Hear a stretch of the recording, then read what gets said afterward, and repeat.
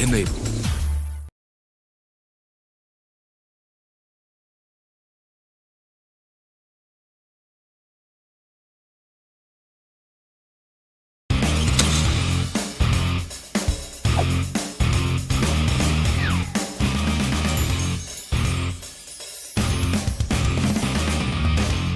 Life teaches you many things, but managing and investing your money is an advanced course where you might need some help, and that's where we come in.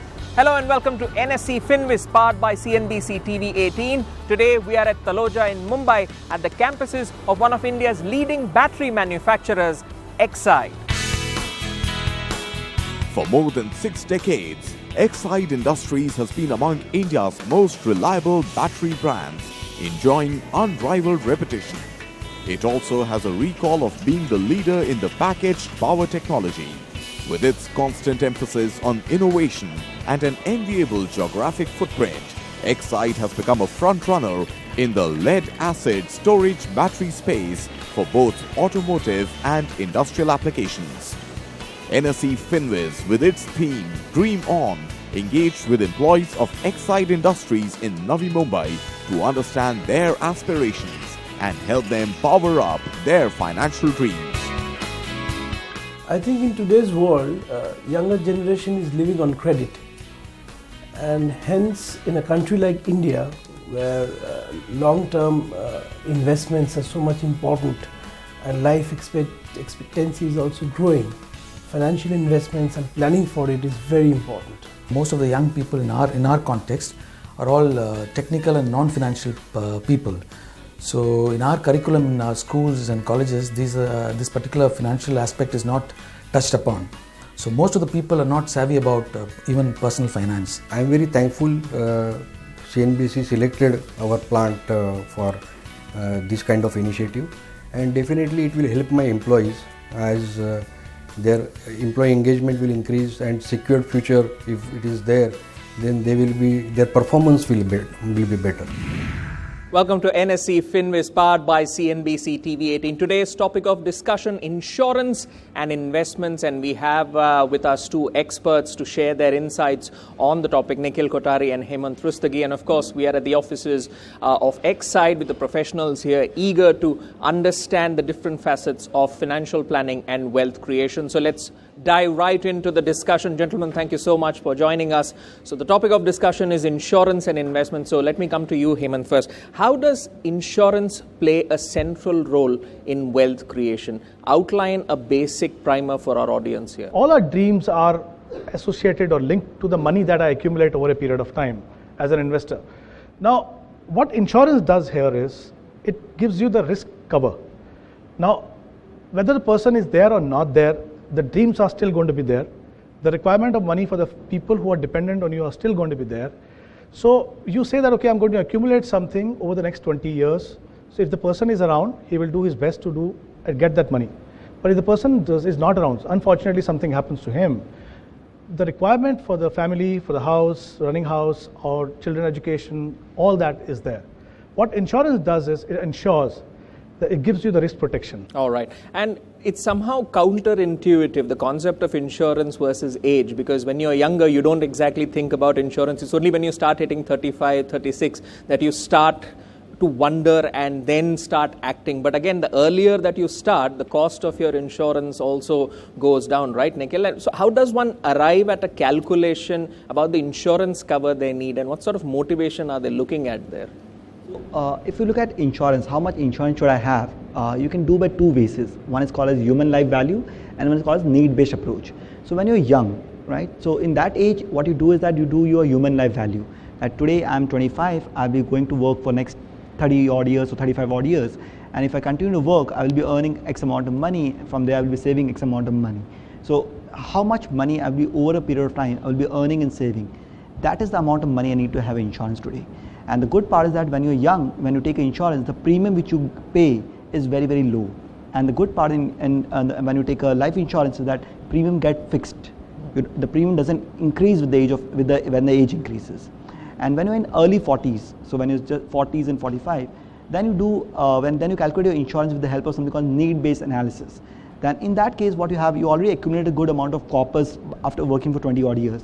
So what you do is that on that day you calculate that, okay, what are my obligations are there in my life. So assuming that to achieve all this financial obligation you need 5 crores of rupees, and today you've already accumulated a corpus of say 3 crores of rupees, then additional insurance what you need is called as 2 crores. That's called as need based approach, that what is my need, how much I already have, and then what is the gap, I need to take that much insurance. All right. Now, another important call is separating insurance from investments, because sometimes people come across investment products which also offer you that insurance benefit, and that's where people slightly get confused as to which approach to take.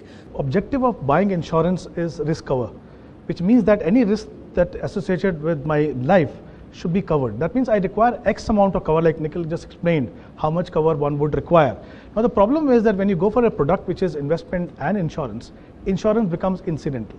And the problem with these products is that the rate of return that you get, because you may get guaranteed in some of these products, the returns are very, very low.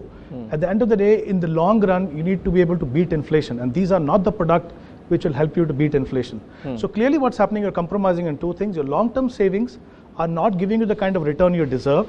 Second, in terms of risk cover, you're not getting the kind of cover you require. But what about the sweetener they offer of tax saving benefits? Well, tax benefits is there in whether you go for endowment or you go for a term plan, in any case. But tax benefit has to be incidental.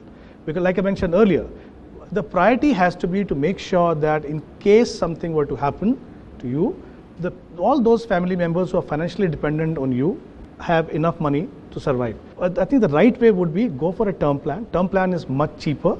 You can get the kind of cover that you require to make sure that you have enough money for all the objectives that you have in mind. Nikhil, outline to us the key differences that Hemant has mentioned with regards to term plans and endowment policies. What are the key differences there? So term plan is like a pure insurance. So what exactly insurance mean? That if something happens to me tomorrow, my family should not suffer financially. Right? So because of that, I need an insurance. The same thing applies to term insurance. If something happens to me, my family shouldn't suffer financially, so they should get a lump sum money. That's called as a pure term insurance. So in term insurance, what happens if, for example, if I'm taking term insurance of 30 years, I keep on paying premium for next 30 years. If anything happens to me next 30 years, my family gets a lump sum money. If nothing happens to me next 30 years, whatever premium I paid is forfeited. Right? Now, why should buy term insurance? Because that's the only insurance where you get a good cover, a large cover with a very, very low cost. Now, when it comes to endowment, so what is an endowment? It's a mix of insurance as well as investment. So it's the same like when you have an endowment policy for 30 years, what it says that for next 30 years, I keep on paying the premium. If anything happens to me next 30 years, the family gets lump sum money. If nothing happens to me next 30 years, whatever premium I paid, I'll be refunded that with some interest. Now the difference in both the thing is that if I have to take a term insurance for what, normally if I, like say for example, if anyone has a monthly expense of say 50,000 to 1 lakh rupees a month, then overall his family at least need a 1 to 1.5 crore cover, so that if anything happens to me, the family should get 1.5 crores. Now if I have to buy a term insurance for 1.5 crore, I can get a premium of 10 to 15,000 rupees. If to buy a cover of 1.5 crore in endowment policy, the premium will be roughly around 1 lakh rupees. On that note, we'll take a short break. We've got a broad starters guide on the topic of insurance and investments. On the other side of this break, we'll be getting into more details on that topic. Stay tuned to CNBC TV18.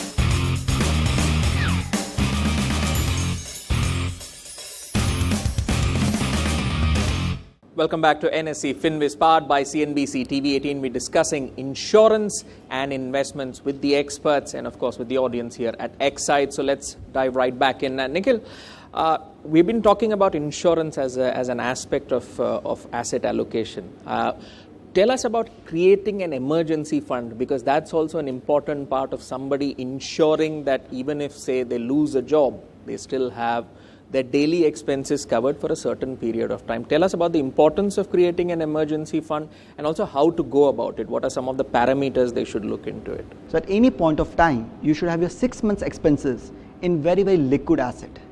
Okay. So what I mean by 6 months expenses, it doesn't mean your lifestyle expenses, only mean your basic expenses. So it covers your household expenses, your basic children's schooling expenses, your parents' dependent expenses, your insurance premium, and your EMIs. All these expenses combined together will give you monthly expenses multiplied by 6 times. So you have your 6 months expenses in very, very liquid asset. And liquid asset, I mean that you can withdraw that money whenever you need, and you don't have to break your long-term assets. All right. And Hemant, it's always considered a wise strategy to pair an SIP in mutual funds. And while you do that, you also have a term insurance plan. Explain to the audience here why that strategy makes sense and why you should go in for SIPs in mutual funds, because it protects to a certain extent your investments, because it amortizes your risks over a longer period of time. And you have a term insurance plan for the benefit of insuring your investments. When you buy an insurance, what it does for you is it ensures that if something were to happen, all those money which are required at different stages of your life will still come into the family. So I think having protected yourself and the family from that, then you need to accumulate investment over a period of time. Now, not all of us will have a lump sum money to start investing. What SIP does basically here is it brings in discipline into our investment process. Half the job is done when you keep aside some money for investment. Why do we don't start investment? There are times when people don't even start investing because they think that we require a lump sum money to start investing. The fact is today, you can start investing even with 1,000 rupees. The moment you enroll for SIP, that too, like we earlier mentioned about goal-based investment approach, you are keeping aside some money for your investment goals. The problem is that we invest at the end after taking care of expenses. So we invest only whatever is left. The right strategy is to first invest and then make sure that you have enough money to take care of your expenses. What are some of the do's and don'ts of getting an insurance cover when somebody is looking to get an individual cover for themselves? What are some of the go and no-go areas which you would suggest to them in terms of choosing the right insurance product? First thing, always consider insurance as an insurance and not as an investment. Okay, so first of all, you should only know that whether you need insurance or don't need insurance. So say for example, if you are a lone bird and there's no one dependent on you, then actually you don't need insurance, right? You only need insurance if someone is dependent on you. So first see that who is dependent on you, and if they are dependent on you, what all financial obligations you have, and based on all your financial obligation, what is the cover they will need, and based on that you go and buy an insurance. Second thing, never take an insurance in your child's name or your mother's name. You need insurance in your name, because if something happens to you tomorrow, who will take care of your child, who will take care of your mother? Always make sure that whatever information you're giving is always correct to the best of your knowledge. And if you're giving all the information correctly, no insurance company will reject your claim. All right. It's time for the audience now to list out their goals, which the financial experts will try to address. So I'll be calling out your names. You can get up. First name I'll be calling is Yogesh Gangodkar. My goal is in next 10 years, I have to grab at least 15 lakhs rupees for world tour. And at the end of my retirement, I must have at least 2 crores in my hand for as a next survival option. So what do you suggest for me? I am at the age of 40. Whenever you're making any investment decision, your time horizon is very, very important. Because you need to decide where to invest that money. Many a time we make a mistake of straight away going to investment option rather than deciding which asset class to go in. So for 10 to 20 years, this time horizon, invest in mutual funds through SIP. 10 and 20 year, both time horizon, you can go into equity fund. Here you should invest through SIP into mutual funds. Go for well diversified fund. It's very, very important. Don't go for very aggressive fund. Go for multi-cap diversified funds. Okay, and go for the fund which have been performing consistently. The next person I'll be calling out is Jitendra Kakade. My question was that I want to secure the future of my child in terms of education and the better future for his. Can you help me the best investment plan? All right, let me add more details to that. So he wants to give the best education and future to his child. Now the amount he wants to accumulate is 10 lakhs and he can on a monthly basis save about 2,500. And his time horizon is 10 to 12 years. What would you suggest to the gentleman? Since your time horizon is 10 to 12 years, as Hemant rightly said, that you should go in the pure equity fund. Right? Now, pure equity fund, it will be volatile in the short term. Right? So, in the short term, you may say that your portfolio value is going up and down, going up and down. But if once you hold for more than 5-7 years, you will see stability in your portfolio. And over 10 years, you will easily be able to achieve what your desired value it is. But before that, have your term insurance in place. Because the SIP will only continue if you are there for next 10 years. On that note, we'll take another short break. When we return, the floor will be open to the professionals here at EXIDE to ask any questions they have on the topic of insurance and investments with our experts joining us. Stay tuned to CNBC TV18.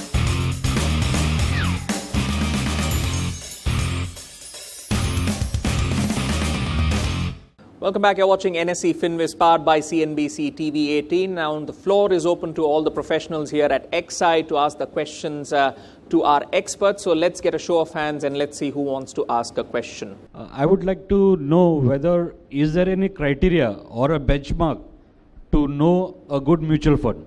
You need to check your fund whether it's been able to beat the benchmark as well as the peer group. If it's able to beat the benchmark and peer group, and from performance criteria is doing that job. That's one angle. Second thing, look at how consistent the fund is.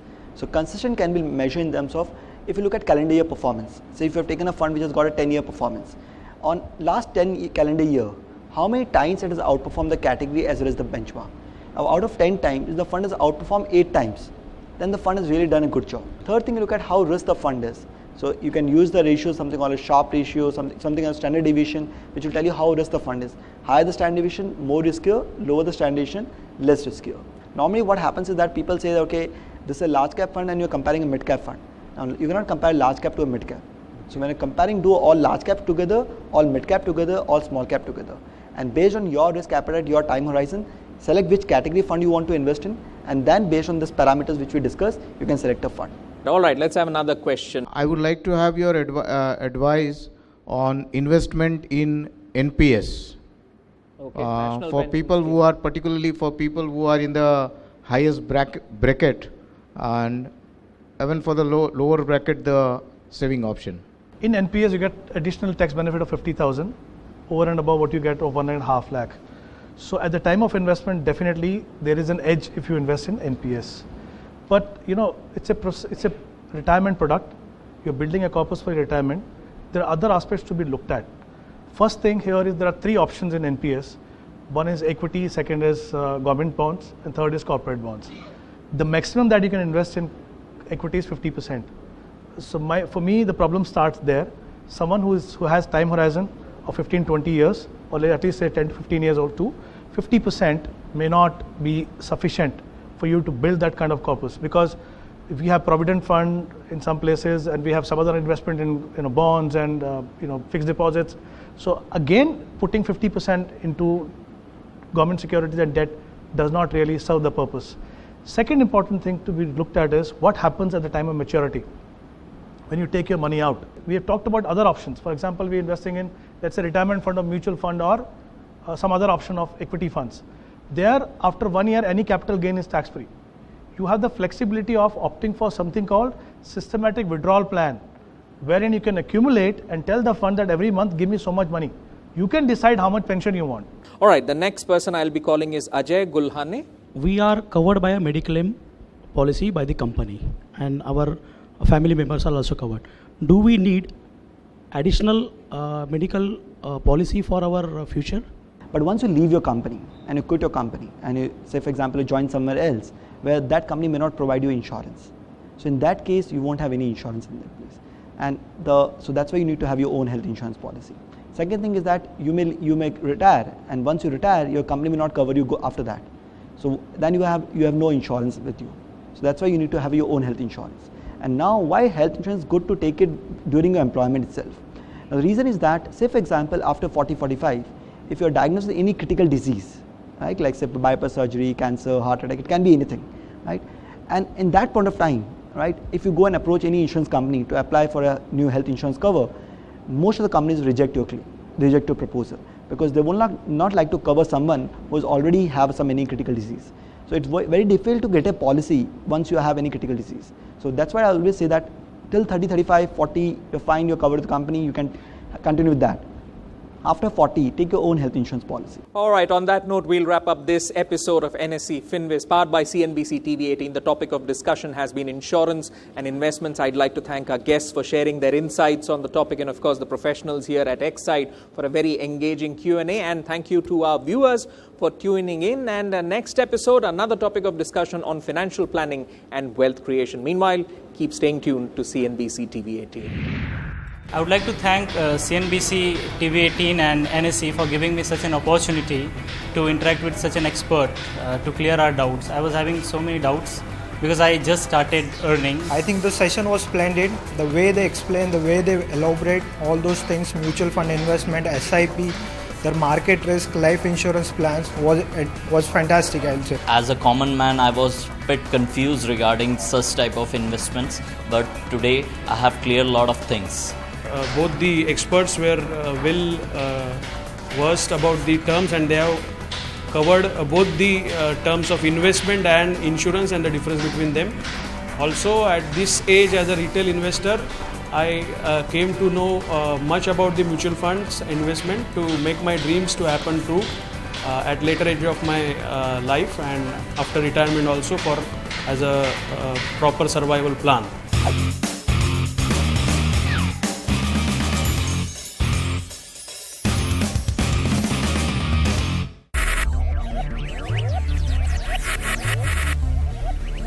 Focus, ideate, innovate, enable.